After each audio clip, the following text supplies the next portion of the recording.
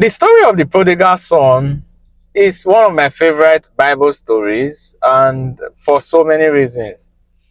Now, it's one story of injustice, forgiveness, mercy, sonship. Like, it's one story that is so loaded.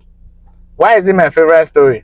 I don't really know, but it's one story that used to make me get angry and see how unfair and how unjust the father of the prodigal son was in receiving that prodigal son back home when the older son had been with him all along. And but hold on, here's a backstory. I used to believe that the father of the prodigal son was unfair for throwing a big party for the same son who had squandered his resources, and the manner in which he received him, it looked very unfair, and that was my belief for years.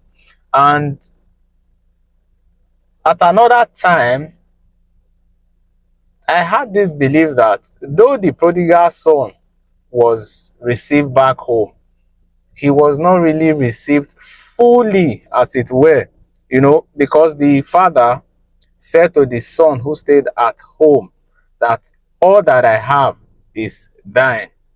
That was all he said to the son who was at home when that one queried. So I had this belief for a long time, and I'm going to give a backstory to why it was like that. Culturally or historically, the estate of a man would only be divided when the man is dead. There were exceptions to this, and the exceptions were in cases where the father, the man himself, decide to divide the estate among his children. This wasn't a common practice, but it did happen at some point. But culturally, a father's estate would only be divided among his children, particularly his sons, majorly, when the man is dead. So when this boy, the famous or infamous prodigal son, approached the father for his share of inheritance, you could easily say, or it would be safe to say, he was wishing his father dead. Follow my line of thought. If inheritance are only distributed when a man dies, asking for your share when that man is still alive is the same as wishing him dead. The father divided the inheritance. He had two sons, as the story said, gave him one, the other. Just a quick pause. Now, to let you know that a man's inheritance was divided after his demise, you would observe that when Jesus was here on earth, a young man, a certain man, approached him and said, come and mediate between my brother and I. Come and tell my brother to give me my share of the inheritance my father left behind. So I just needed to quickly say that so you would know that it was cultural that the inheritance of a man or a father would be divided when he's no more here, when he has transcended, when he's dead, basically.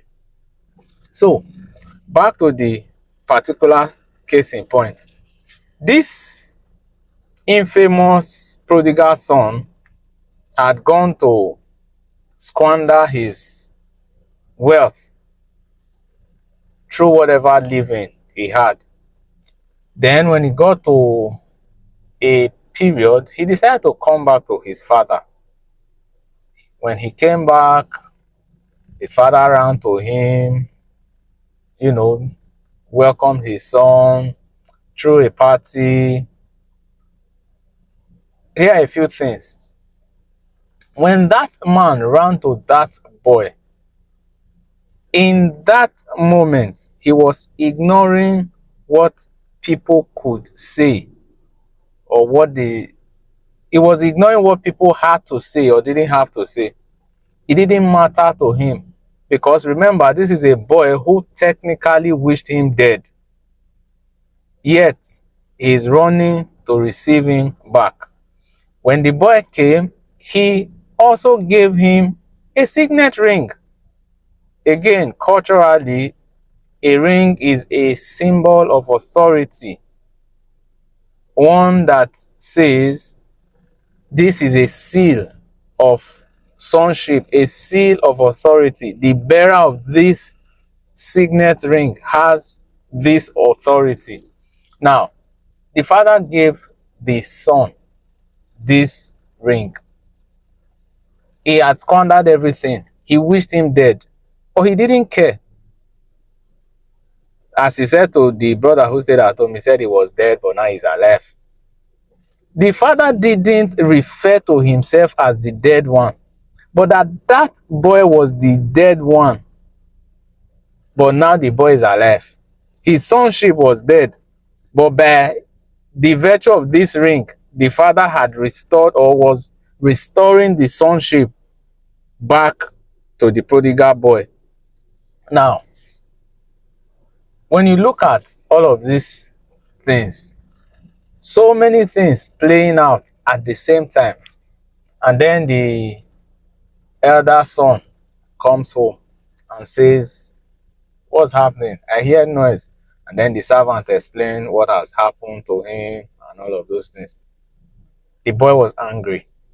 The son who stayed at home now, he was angry. And I like him. That's exactly what I would do. I would be angry.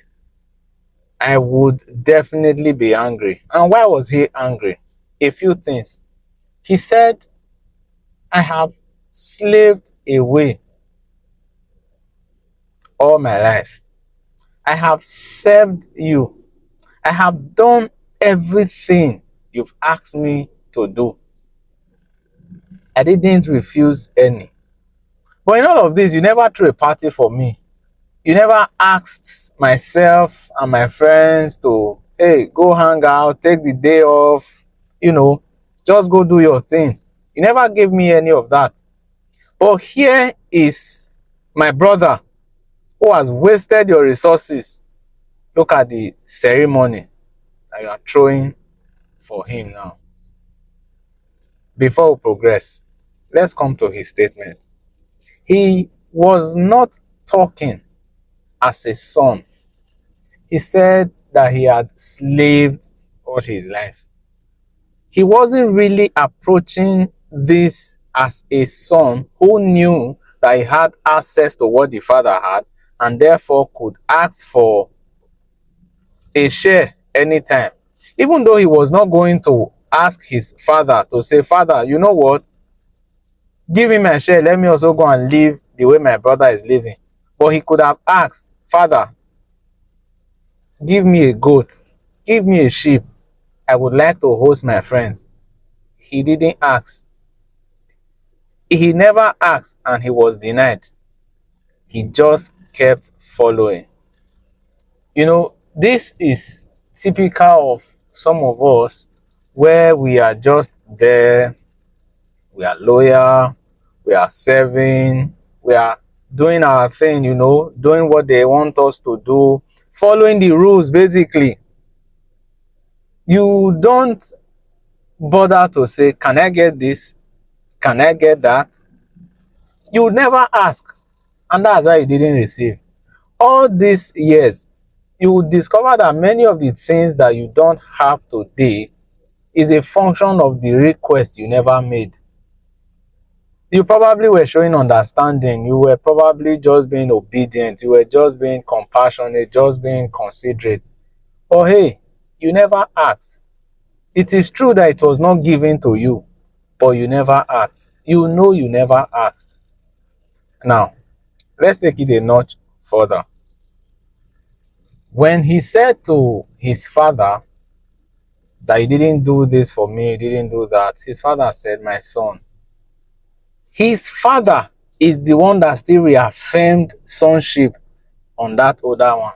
He said, my son, a reminder of your place, a reminder of your rights, a reminder of your authority. See, one of the things I've learned is that identity is usually passed down from a father to a son. It is ingrained by a father onto the son. You would have to impute it to your son. As a father, identity, it is your work.